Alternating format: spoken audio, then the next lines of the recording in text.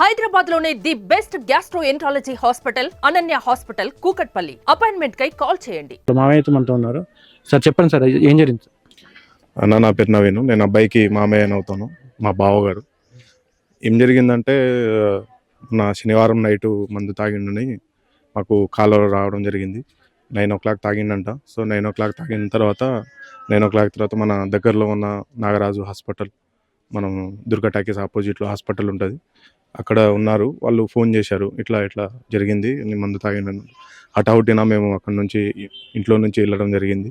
అక్కడ వెళ్ళగానే ఇక మందు తాగి ఉన్న అబ్బాయిని వాళ్ళు కొంచెం ఫార్మాలిటీగా మా మందును కక్కియడం కానీ లేకుంటే అట్లాంటివి చేస్తున్నారు. సో ఒక హాఫ్ అన్ అవర్ అయిన తర్వాత ఆ మందు అంత సీరియస్గా ఉంది, అంత బతకలేని పొజిషన్లో ఉన్నాడు. సో మీరు హఠాహుటిన దీన్ని ఏం చేయాలంటే కిమ్స్ హాస్పిటల్ కానీ హైదరాబాద్ కానీ ఎక్కడైనా తీసుకెళ్ళండి, ఖమ్మం కానీ హైదరాబాద్ కానీ తీసుకెళ్ళండి అన్నారు. సో మేము మనకు దగ్గరలో ఉన్నది ఖమ్మం కాబట్టి మేము ఏం చేసినాం అంటే ఖమ్మం తీసుకెళ్ళినాం. కిమ్స్ అంబులెన్స్ ఒక మాట్లాడుకుని హాస్పిటల్ తీసుకుపోయినాం.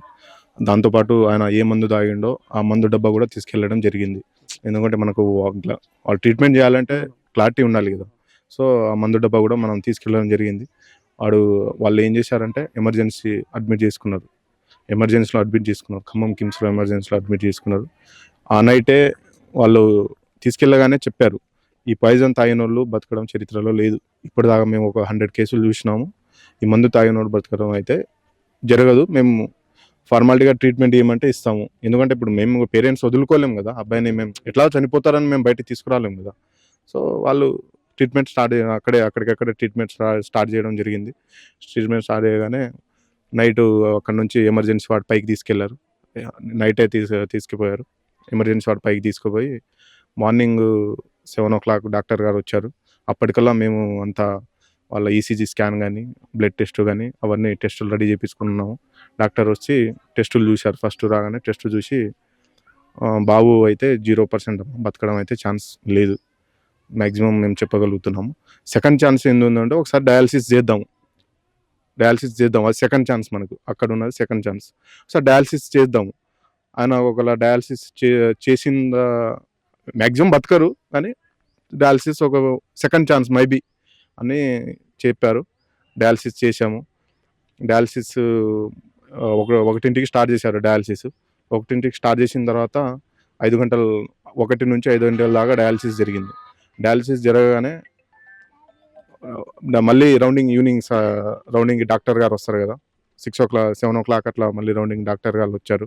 డాక్టర్ గారు వచ్చిన తర్వాత ఆయన కూడా సేమ్ అదే మాట చెప్పారు, నైట్ నుంచి అదే మాట చెప్తున్నారు, బతకరు అని. సో అబ్బాయి నేను దగ్గర నుంచి చూసింది అని అంటే ప్రాణం కొట్టుకుంటుంది. ఆ అబ్బాయిని 2 కాళ్ళు చేతులు కట్టి బెడ్ మీద కొట్టుకుంటాడు, నన్ను వదిలేయండి.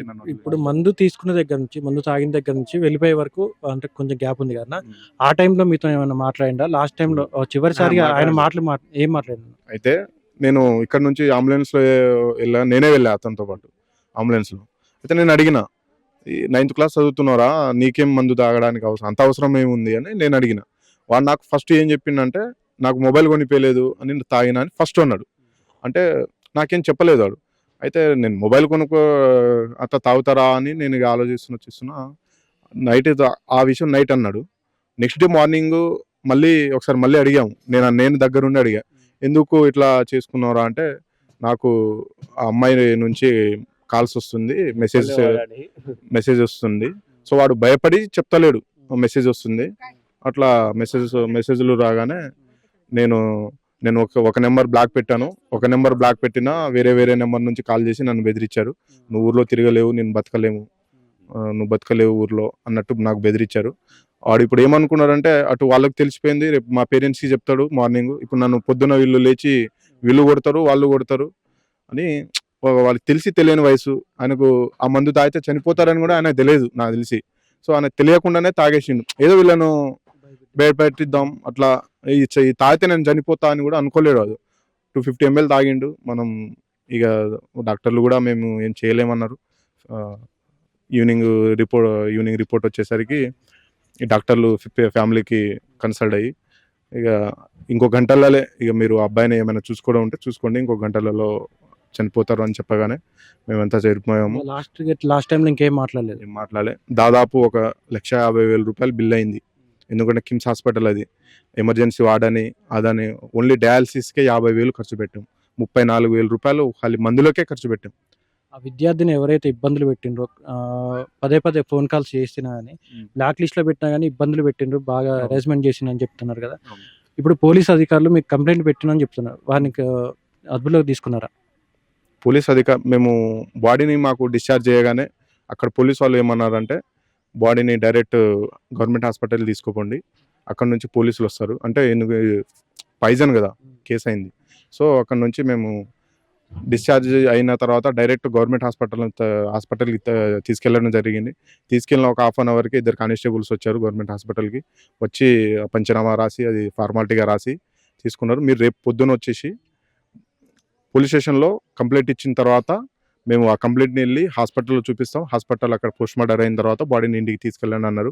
మేము మార్నింగ్ వెళ్ళాము, కేసు పెట్టాము. ఎవరి మీద పెట్టినాను కేసు?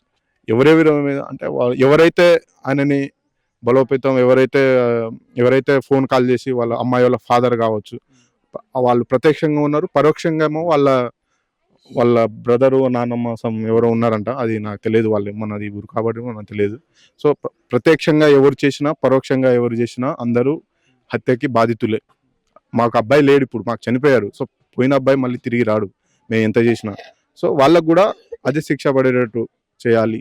లైఫ్ లాంగ్ అయినా వేయండి, ఏమైనా వేయండి, వాళ్ళకు కూడా అదే శిక్ష పడేటట్టు మాకు కావాలి. వాళ్ళకు కూడా శిక్ష పడాలి, ఎందుకంటే వాళ్ళు కూడా అనుభవించాలి. ఇప్పుడు వాళ్ళకు మళ్ళీ కొడుకు రాలేడు లైఫ్ లాంగ్, ఇక వాళ్ళు అదే బాధతో ఉంటారు. సో వాళ్ళు కూడా అదే బాధపడాలి అన్నట్టు మేము